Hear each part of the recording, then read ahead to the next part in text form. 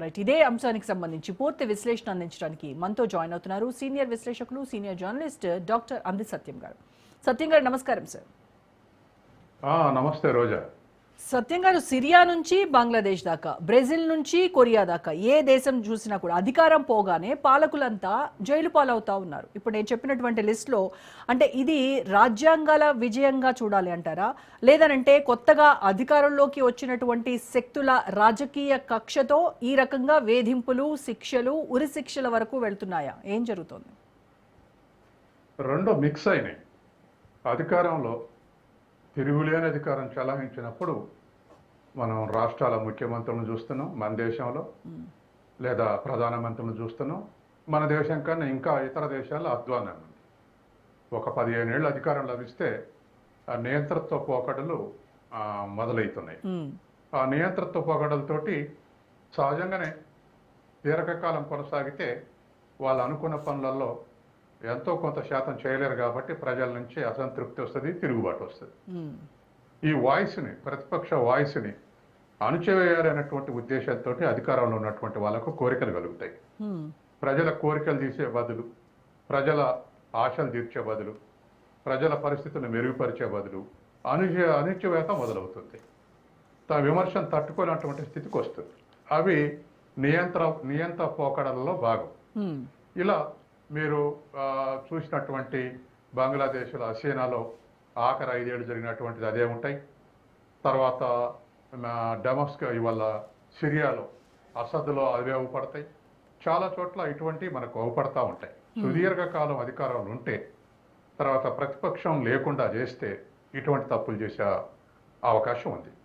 కొన్ని చోట్లేమో ప్రతిపక్షాలను అణిచివేయటం, కొన్ని చోట్లేమో సహజంగానే ప్రతిపక్షాలు వీక్గా ఉంటే ఈ తప్పులు చేసేటువంటి అవకాశం ఉంది. అందుకని ఇవాళ ఇది ఒక కారణం. ఇక నేను మిక్స్ అన్న 2 కారణాలు. ఇంకో రెండో కారణం ఏమిటంటే కూలదోయటం. అంటే ఇప్పుడు అసాద్ని ఎలక్షన్లో ఓడించాలి, కూలదోసిందే. అక్కడ ఉన్నటువంటి అసంతృప్తి గ్రూపులన్నిటికీ సిరియాలో అసద్ ప్రభుత్వానికి రష్యా సపోర్ట్ తోటి పరిపాలించింది. అసద్ రష్యా సపోర్ట్ తోటి పరిపాలించాడు. అనేక ఉగ్రవాద గ్రూపుల్ని అమెరికా సపోర్ట్ చేసి, ముఖ్యంగా అల్-ఖైదా నాయకుడే ఇప్పుడు సిరియాని వెళ్తా ఉన్నాడు. అటువంటి అల్-ఖైదాని ప్రోత్సహించింది, అక్కడ ఉన్నటువంటి ఉగ్రవాదులను ప్రోత్సహించి అమెరికా అన్ని రకాల సైనిక సహాయం చేసి అసద్ను పారిపోయేటట్టుగా తిరుగుబాటుకు ప్రోత్సహించింది. అట్లాగా పాకిస్తాన్లో ఎన్నికైనటువంటి ఇమ్రాన్ ఖాన్ కూలదోసి ఇప్పుడున్నటువంటి ఊచకర్ర ప్రభుత్వాన్ని నిలబెట్టింది. ఇది కూడా అమెరికా చేసిన పనే.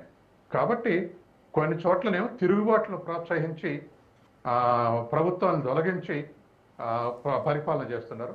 కొన్ని చోట్లనే ప్రభువులే నియంతలుగా మారి ప్రజల సపోర్ట్ కోల్పోయినటువంటి పరిస్థితి వస్తుంది.